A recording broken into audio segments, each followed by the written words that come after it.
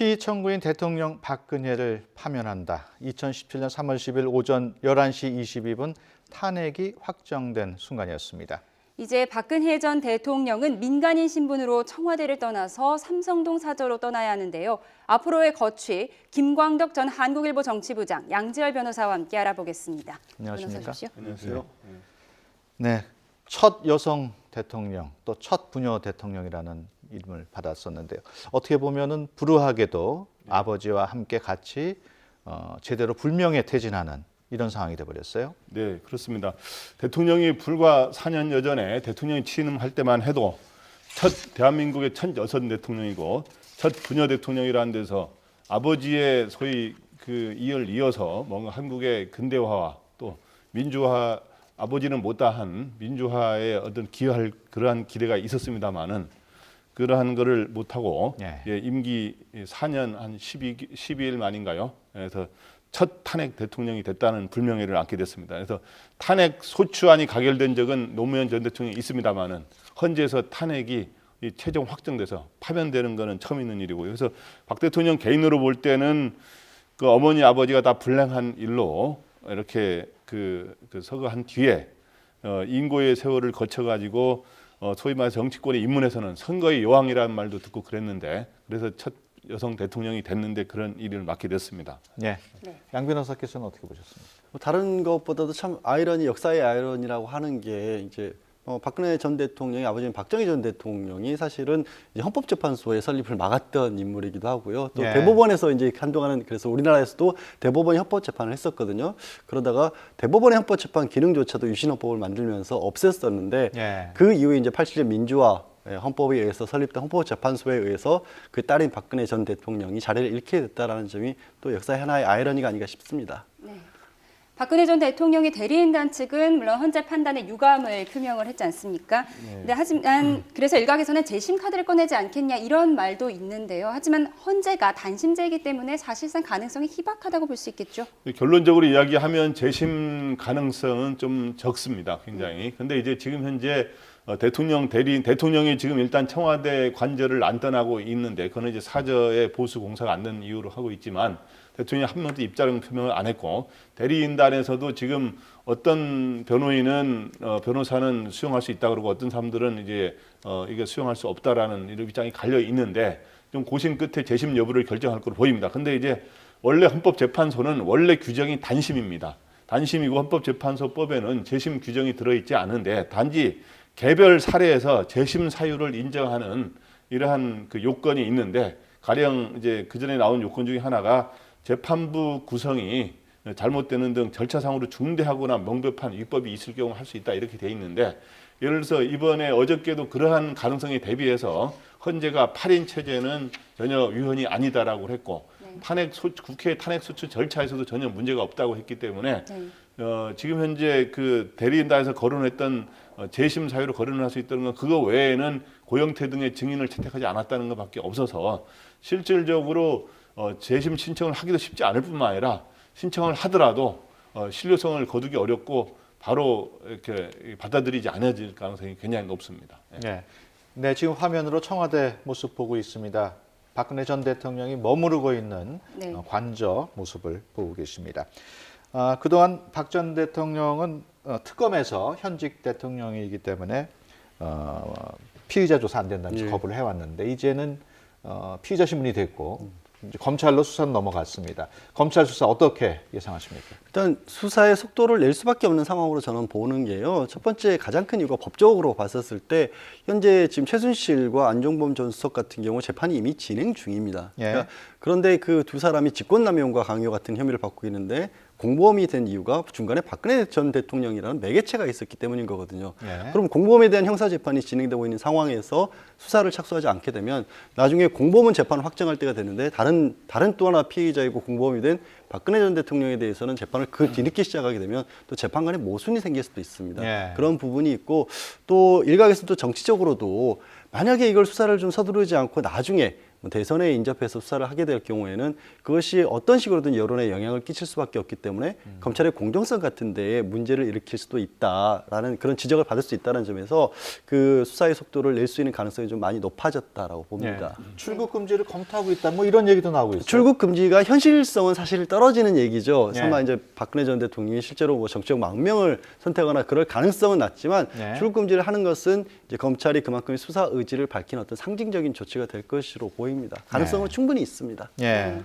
대통령 의혹 가운데 가장 큰 쟁점이 뇌물죄 부분이었는데 어제 혼자 발표 내용을 보면 대기업을 피해자로 묘사하지 않았습니까? 네, 예. 네, 이 뇌물죄 부분 어떻게 보십니까? 네, 그래서 어저께 헌재 결정문을 보면은 대통령의 여러 개 탄핵 사유를 하면서 뇌물죄 부분은 거론을 안 했어요. 사실은 뇌물죄라는 표현도 안 쓰고, 예. 그다음에 이재용 부회장이라는 이름도 거의 거론을 안 하고 삼성이라는 거로 나오는데 네. 오히려 이제 어저께 부분에서는 기업의 재산권과 경영 자유를 침해했다 이런 표현을 오히려 썼거든요. 네. 이게 오히려 그 말은 뭐냐 하면 지난번에 검찰 수사처럼 강요에 의해서 피해자로. 강요에 의한 이런 피해자인 것처럼 묘사를 했기 때문에 그렇게 해서 두 재단에 출연을 하고 이런 거로 묘사를 했기 때문에 그런 측면에서는 뇌물죄 수사에서 이재용 부회장 재판에서 이 뇌물죄 부분에서는 유리한 게 아니라는 게 네. 삼성 측의 해석입니다만은 네. 또 반대 해석도 있습니다. 만약 어제 어떻든 대통령이 탄핵이 되는 상황이 됐기 때문에 그 탄핵 사유 중에 하나가 바로 최순실과 박 대통령과 삼성 등 기업으로 연결되는 그런 연결고리에서의 이런 그 이권에 개입한 이 부분이 거론이 됐기 때문에 대통령도 탄핵 파면되는 그런 상황이어서 오히려 그런 상황에서는 또 이재용 부회장에게 불리하게 작용하지 않느냐라는 시각도 있어서 두 갈래 시각이 있기 때문에 앞으로 이거는 재판의 추이를 좀 지켜봐야 될 그런 상황입니다. 조금만 보충해서 말씀을 드리자면 강윤원 재판관이 헌법재판소 심리 과정에서도 계속해서 강조했던 것이 이 사건은 헌법재판이 형사재판이 아니다는 얘기를 계속 네. 강조를 했고요. 또 어제 헌법재판소의 선고 요지를 들어보고 실제 결정문을 봐도 예를 들어서 직권남용과 관련해서 대기업으로부터 강제로 출연을 받았다라고 하더라도 형사재판에 쓰일 수 있는 표현인 공범 같은 공범 이런 단어들은 전혀 쓰질 않았습니다. 직간접적으로 도움을 줬다 이렇게만 했고 헌법재판소가 공식적인 증거 자료로 채택한 것은 특검의 수사 자료는 아예 들어가질 않았습니다. 그러니까 어제의 결정은 검찰의 수사가 지난해 직권남용으로 기소한 부분까지만 받아들였기 때문에 예. 그 이후에 특검이 발전해서 수사한 부분에 있어서는 별로 영향을 받지 않을 겁니다. 예. 헌재가 대통령 파면 결정을 내린 지 지금 만 24시간이 지났습니다. 아직까지 박근혜 전 대통령 아무런 입장 표명이 없는데 언제쯤 입장 표명이 나올까요?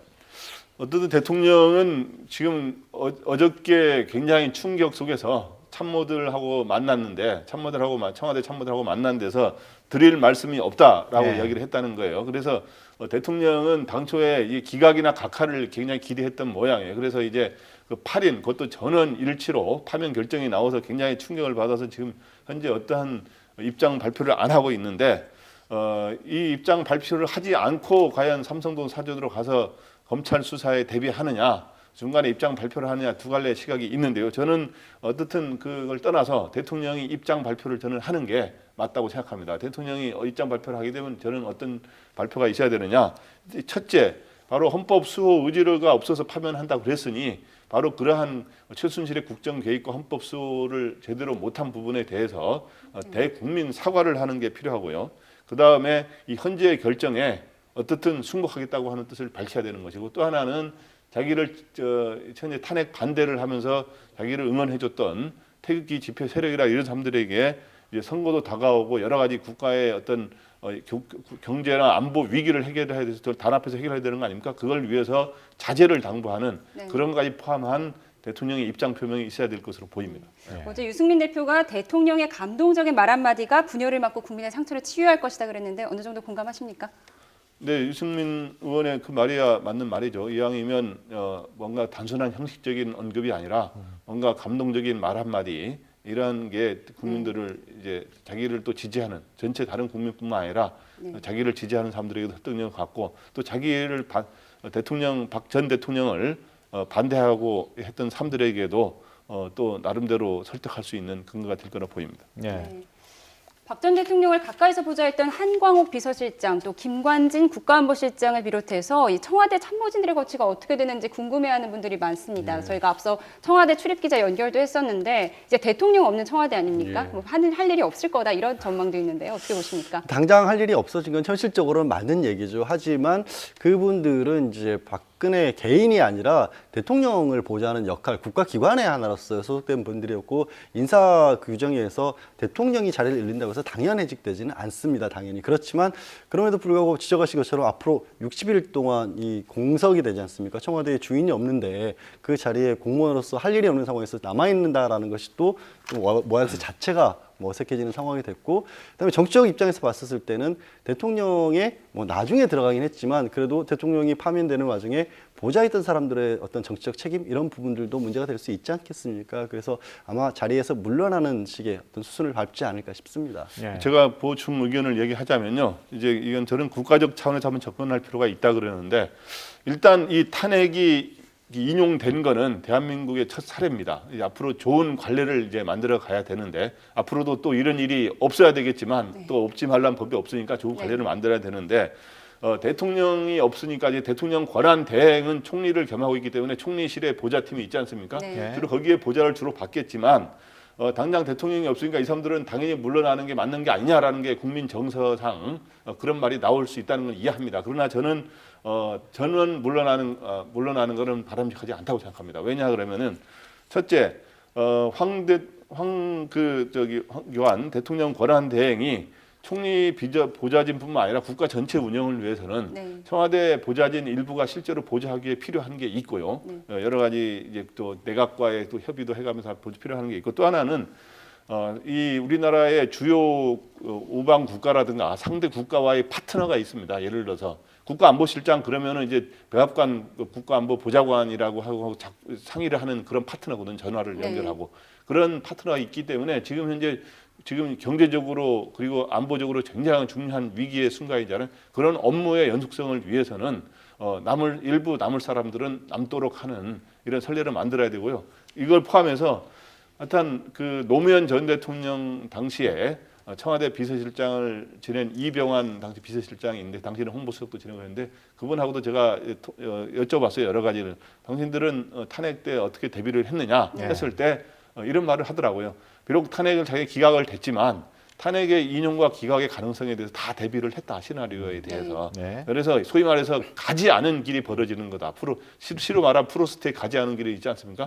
그렇기 때문에 그런 거에 모든 경우에 대비해서 대통령이 당장 지금 오늘까지 안 관저에 계십니다. 박 전 대통령이 관저에 계십니다만은 언제 관저를 나와야 되고 관저를 나올 때는 이제는 대통령이 파면됐기 때문에 무슨 차를 타고 나가야 되느냐, 관용차를 과연 이용할 수 있느냐라든가 그 다음에 어디로 가야 되느냐라든가 뭐 아까처럼 대통령 비서진들은 어떻게 해야 되느냐라든가 이런 것들을 좋은 관례를 만들어 가야 된다 이렇게 생각합니다. 대통령이 이제 파면된 상황에서 대통령 기록물에 대한 논란도 있습니다. 뭐 보호기간을 권한 대행이 정해야 되느냐 뭐 여러 가지 논란이 있는데 어떻게 보십니까? 일단 지금으로서는 대통령이 퇴직을 하면서 원래는 퇴직을 하면서 재직 중에 만들었던 문건들 중에서 보호 가치가 있는 것들을 대통령 기록물로 지정할 수가 있다라고 돼 있거든요. 그런데 대통령이 지금 바로 자리에서 자리를 잃었기 때문에 결국 그 권한을 대행할 수 있는 것은 환경 권한 대행밖에 없다. 현실적으로. 그런데 문제는 이 대통령 기록물이라고 하는 것을 어떤 것들을 지정하느냐면 국가 안보와 관련된 부분이라든가 뭐 사생활 같은 것들이 들어있다거나 아니면 중요한 것이 대통령과 보좌기관 사이에서 주고받은 문건들 같은 것들을 대통령 기록물로 지정할 수가 있습니다. 그러면 짧게는 15년에서 30년까지 국회 제적 3분의 2가 동의하거나 아니면 고등법원 법원장의 영장이 없이는 열어볼 수가 없게 돼 있거든요. 문제는 아시겠지만 지금 특검에서도 여러 번 청와대 압수수색을 시도했다가 아무것도 성공하지 못했고 대통령 청와대 내에서 주고받은 문건들 이런 것들을 확보를 못했습니다. 그랬던 것들이 사실 민정수석실이라든가 비서실장실에서 어떤 일이 벌어졌는지를 몰랐던 게 대통령에 대한 향후의 수사도 문제지만 우병우 전 수석에 대한 영장이 기각된 것도 그런 이유들이 크거든요. 그렇게 보면 만약에 이거를 황교안 대행이 전부 다 문제가 될 만한 것들을 기록물로 지정을 해버릴 경우에는 검찰의 수사가 굉장한 장애를 받게 되는 그런 셈이라서 예. 어떤 황 권한대행이 입장을 취할지를 좀 주목해야 하는데 네. 저는 그 부분도 검사 출신이고 법무부 장관 출신이고 또 지금 현재 권한대행이랑 막중한 일을 맡고 있고 예. 또 정치적으로는 또 일부 어느 정도는 책임도 있는 분 아니겠습니까? 네. 이 정권 하에서 붙으니까 검찰의 수사를 방해하지 않는 선에서의 업무를 해주셨으면 하는 바람이 있죠. 네. 예. 지금 화면 보시면 저희가 청와대에서 박 전 대통령의 삼성동 사저까지 가는 길 그래픽으로 준비했는데요. 네, 이제 박근혜 전 대통령이 청와대에서 나오면은 저 삼성동 사저로 옮기게 됩니다. 그런데 이제 앞서 말씀드린 대로 청와대에 아직 머물고 있는 거에 대한 논란이 있기는 한데요. 우선 사저 경호 문제, 뭐 난방 문제, 4년 넘게 빈집 상태라서 비도 새고 있다. 예, 예. 난방 시설이 고장 났다. 이런 부분이 있는데요. 어떻게 생각하십니까?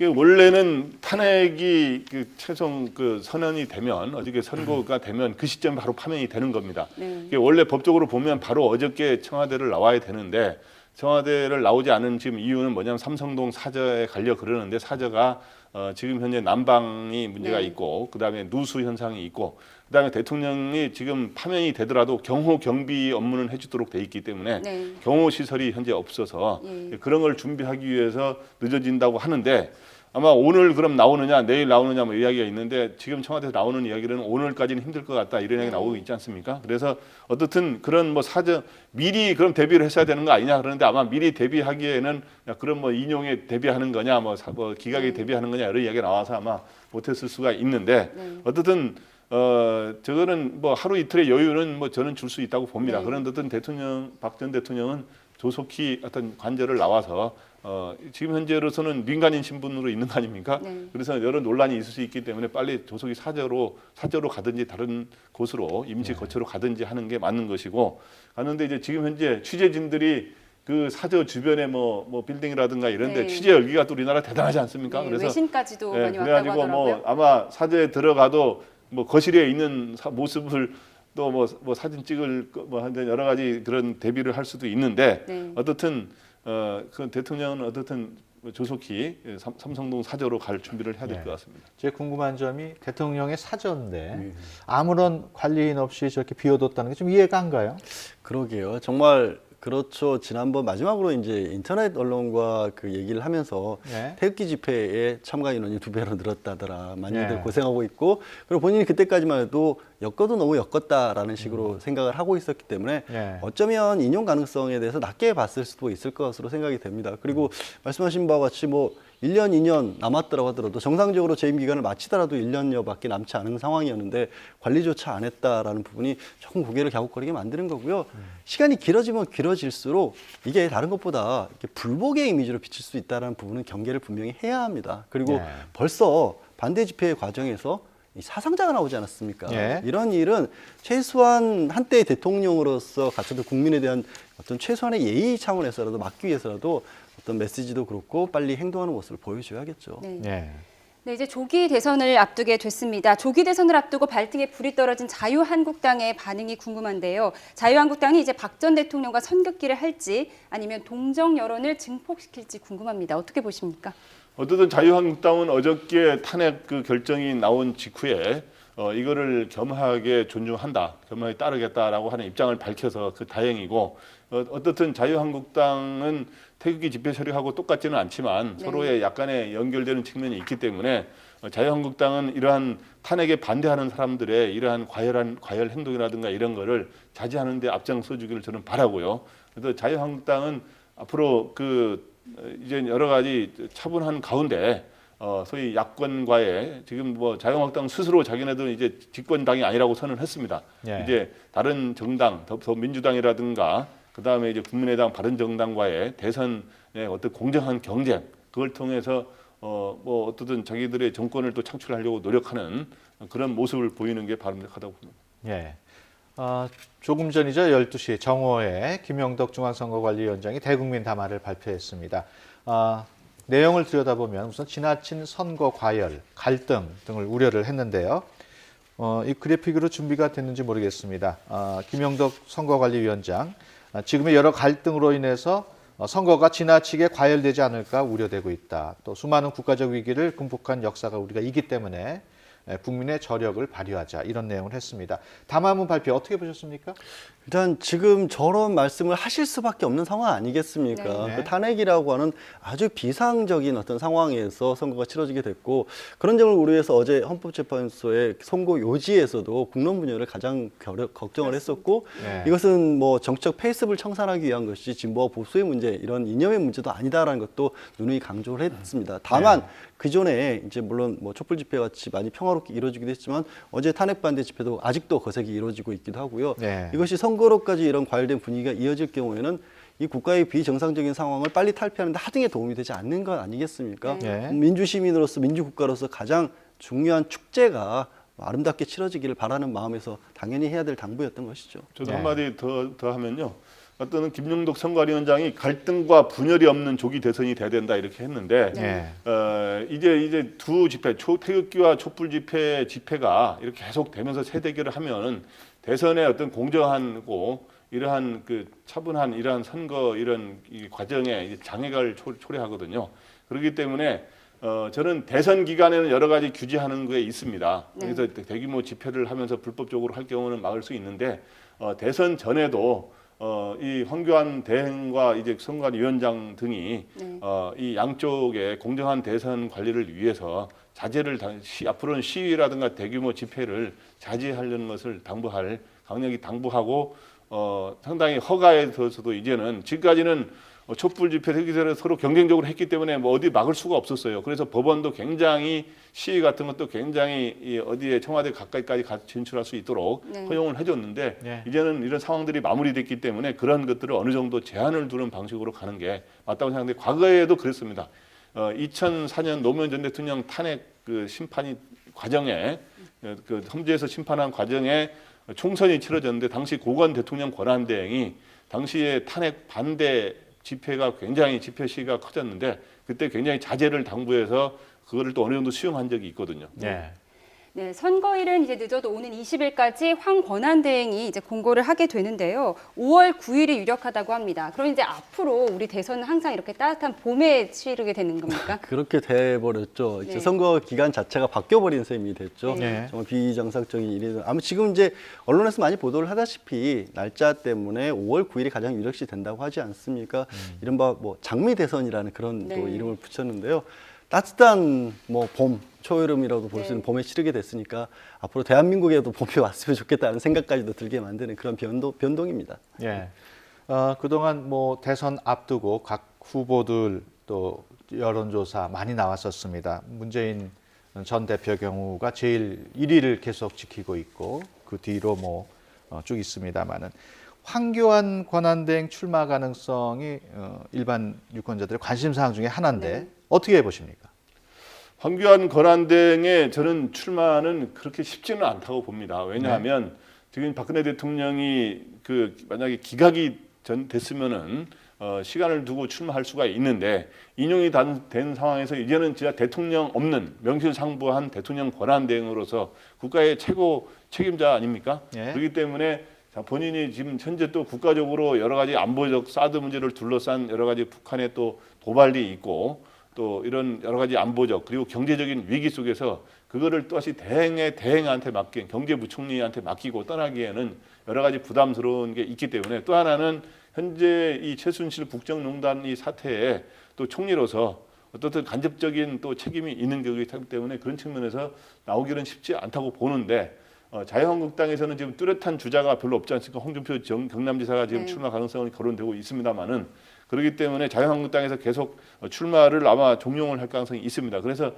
이런 걸 지켜보다가 대선 지지율이 계속 고공행진을 할 경우에는 불가피하게 출마한다라고 하면서 나오게 될 것이고 네. 그렇지 않고 현재 대선 주자 지지율이 그냥 보통 수준이나 그 이하로 갈 경우는 출마를 하지 않는 거로 결론을 내릴 거로 보입니다. 예. 양 변호사님은 어떻게 보십니까? 어제 이제 황교안 권한대행이 이제 담화문을 발표를 했었죠. 그 자리에서 나왔던 얘기가 가장 많은 게 아마 위기의 관리에 네. 관한 것이었던 것 같습니다. 지금 북한도 핵실험이나 미사일 발사를 계속하고 있고 지금 사드와 관련해서 중국과 미국 사이에 갈등도 있고 경제에도 굉장히 심각한 상황이지 않습니까? 이런 부분들을 헤쳐나가야 한다라는 것으로서 본인의 역할을 다짐을 했는데 그런 역할을 다짐해놓고 덜컥 대선에 출마하겠다고 한다면 국민에 대한 약속을 바로 깨는 게 되지 않겠습니까? 사실상 저는 어제 담화를 불출마 선언으로 해석을 하고 받아들였습니다. 네. 예. 지금 선거는 60일 안에 치러져야 되고 그것 때문에 인수위 같은 게 구성이 안 된다는 게 좀 문제점으로 지적이 되고 있습니다. 대통령의 당선이 되면 그 다음 날로 바로 취임을 해서 업무에 임해야 되는데 국정 운영에 좀 부족한 게 생기지 않겠느냐. 인수위 구성이 없으니까. 그 점에 대해서는 어떻게 예상하십니까? 사실은 이번은 이제 대통령이 중간에 권리된 상태에서 갑자기 치러지기 때문에 이런 사례를 예상을 못했기 때문에 그 관련 소위 법이라든가 법규들이 마련이 충분히 안 됐어요. 그래서 네. 인수위 없이 당선되는 예를 들어서 5월 9일 선거를 치르고 5월 10일 당선되는 즉시 대통령으로 취임하게 돼 있고 그다음에 대통령 업무를 보게 돼 있는데 네. 그러면은 과연 총리라든가 내각 같은 경우의 준비는 네. 장관들 임명도 제대로 안 되는데 어떻게 하느냐는 그런 여러 가지 혼선이 빚을 수 있거든요. 인수위가 없는 것도 문제지만 네. 원래는 인수위를 하면서 다 업무를 준비도 하고 여러 가지 계획도 짜고 하면서 취임하자마자 빨리 국정 동력을 갖고 이제 국정을 운영하게 되는데 이번에는 새로 뭐 처음이니까 그렇다 치더라도 이번에도 그 전에 아마 관련 법규를 보완하는 방법도 있는데요. 네. 앞으로는 이제 이게 대통령 이제 5년 임기라는 식으로 개헌이 되지 않을 경우에 네. 5월 대선이 계속될 수가 있는 거거든요. 그럼 네. 소위 장미 대선이 계속될 수 있는데 그런 걸 대비해서 관련 법률들을 보완해가지고 네. 대통령 당선돼서 뭐 언제 뭐 어느 정도 시간을 두고 취임한다든가 거기에 인수위는 어떻게 둔다든가 총리와 내각의 임명 과정은 어떻게 된다든가 하는 이런 것들을 보완하는 법을 정비할 필요가 있다고 생각합니다. 예.